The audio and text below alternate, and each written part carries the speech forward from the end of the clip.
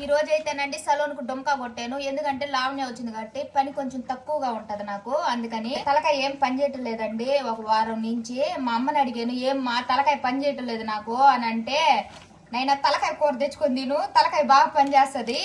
అందుకని నేను నీకు తలకాయ కూర తిని చాలా రోజులు అయింది కదా, అందుకని నీకు తలకాయ పని చేయలేదు, తలకాయ కూర తెచ్చుకొని తినన్నదండి. చూపిస్తా చూడండి తలకాయ కూర. ఇంకా తెప్పించుకొని చేశానండి తలకాయ కూర. చాలా బాగా వచ్చింది. సంగడి చేస్తున్నాను, దీనికి కాంబినేషన్ రాగి పిండి ఇలా దొరుకుతుందండి. సంగడి చేస్తున్నాను. ఆల్రెడీ అన్నం కూడా ఉంది. అన్నం తగిస్తే అన్నం తింటా, సంగడి తగిస్తే సంగడి తింటానండి. తలకాయ కూరలోకి బాగుంటది కదా. ఇవాళ మీదేం కూర కూడా కామెంట్ చేయండి. చాలా మంది వర్క్ ఉండదా అంటున్నారండి. మా కాడైతే ఏ వర్క్ ఖాళీగా లేదు.